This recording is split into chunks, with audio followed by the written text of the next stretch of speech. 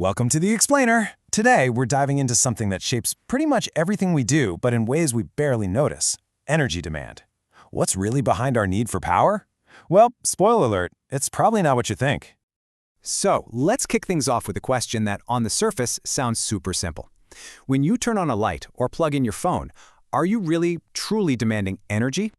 The answer is, well, no, not really. Think about it. You're not after the electrons themselves or the molecules of gas. What you're really after is a cozy room, a phone that works, a way to get from A to B. You demand the services that energy provides. And this is a huge idea in economics. It's called a derived demand. We want the energy for what it does for us, for that ulterior purpose, not for its own sake. Okay, so to really get our heads around this, here's the plan. We're going to start by pinning down what demand actually is. Then, we'll look at how both you, the consumer, and producers make decisions. After that, we'll check out the tools economists use to analyze all this, and finally, wrap up with why this is all so incredibly important. All right, first up, we have got to draw a really clear line in the sand between two words we throw around all the time as if they're the same thing: demand and consumption. They're not. The whole thing really comes down to timing. Demand, that's the before picture. It's your plan. It's what economists call an ex-ante concept. It's all about how much you intend to buy at a bunch of different prices. Consumption, on the other hand, is the after picture. It's the receipt. It's the ex-post action of what you actually went and did. And that whole planning process, that demand, it doesn't just happen all at once. It's actually a three-step dance. First, you decide if you're even going to play the game. Are you going to use commercial energy at all? Then you pick your equipment, a gas stove or an induction cooktop, a giant TV or a smaller one. And only at the very end do you decide how much you're actually going to use the thing.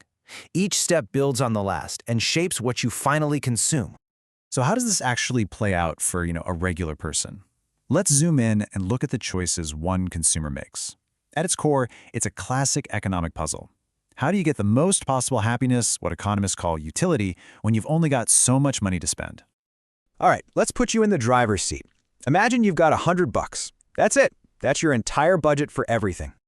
And here are your options. You can buy units of energy for $5 a pop, or you can buy units of everything else for $20 each. You can't have it all, so you got to make some choices, right? Some trade-offs.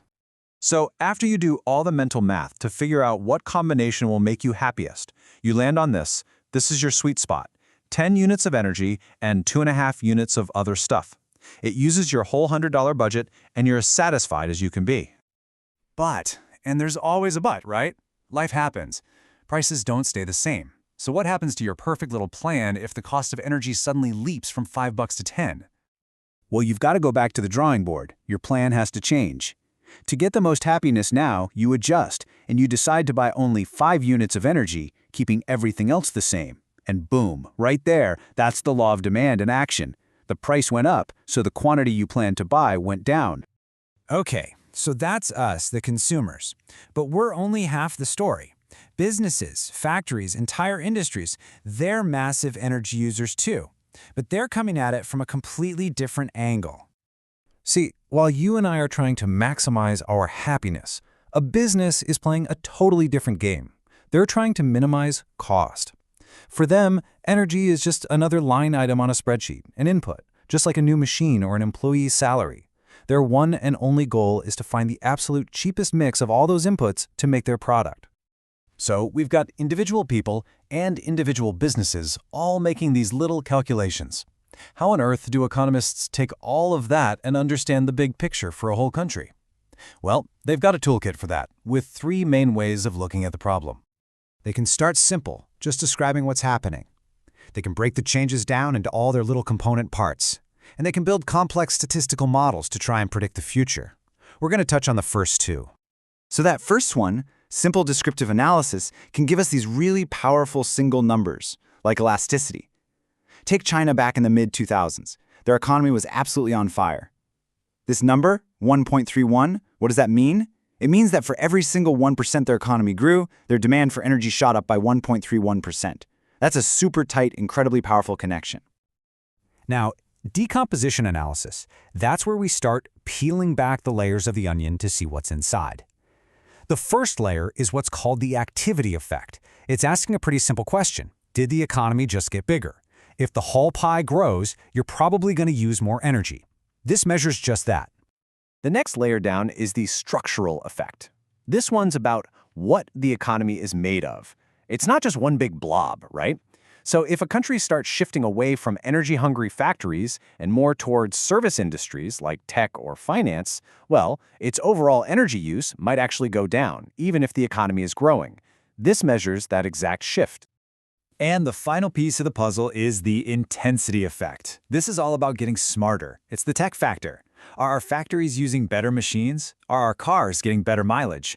This effect isolates how much energy we're saving just by using more efficient technology to do the same old things.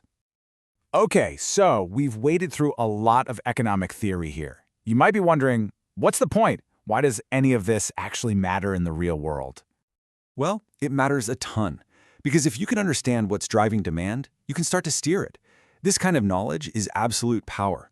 Policymakers can create conservation programs that actually work. Power companies can figure out how much electricity they need to have ready. And on a global scale, it lets us build much better plans to tackle massive challenges like climate change. It all starts with understanding the plan behind the action.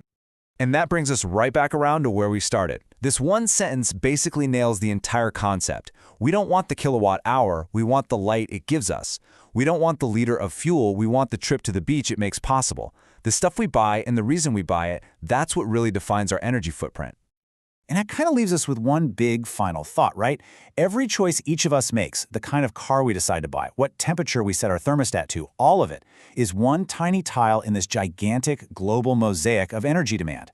And all those choices added up don't just define our present, they are actively building our future. So the real question is, what kind of future are we choosing, one decision at a time?